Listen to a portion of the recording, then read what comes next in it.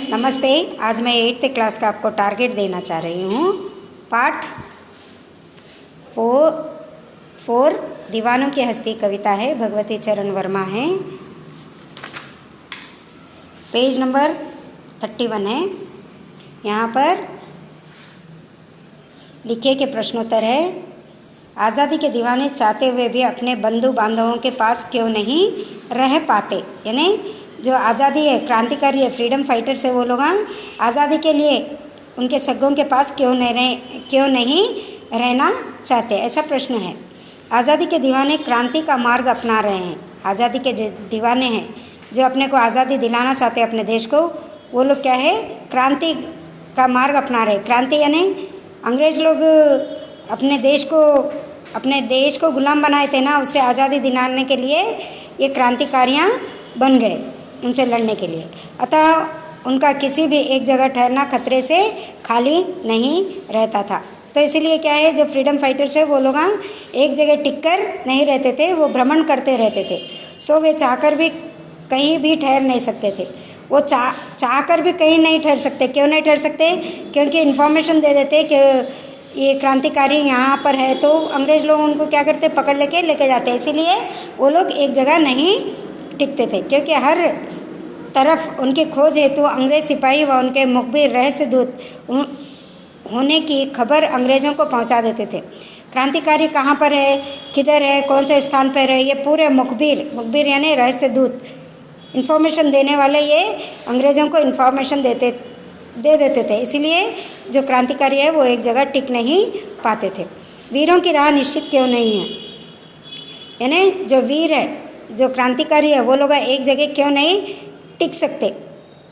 वीर की उपाधि उन्हीं को मिलती है जो वास्तव में अपने प्राणों को देश की आज़ादी हेतु हाथों में लिए चलते थे। यानी वीर उन्हें कहा जाता है जो अपने प्राणों को तन मन धन से इस देश के आज़ादी के लिए अपने प्राणों को त्याग देना चाहते हैं। अतः जिन्हें यह नहीं पता होता था कि कब उनकी ज़रूरत देश के लिए अपने प्राण अर्पित करने की आ पड़ी है, तो उन्हें यह पता नहीं चलता था कि कब उनके प्राण त्यागने पड़ेंगे इस देश के लिए, तो उनकी राह भी निश्चित होना कठिन होता है। इसीलिए वो लोग एक जगह नहीं रह पाते थे।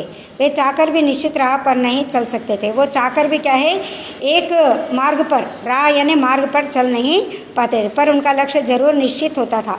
लेकिन उनका लक्ष्य क्या था? अपने देश को आज़ाद कराना।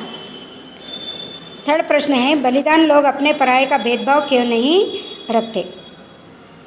बलिदान लोग अपना और पराये का भेदभाव इसलिए नहीं रखते क्योंकि उनकी दृष्टि राष्ट्र हितों के लिए होती, ना कि व्यक्तिगत उद्देश्यों के लिए।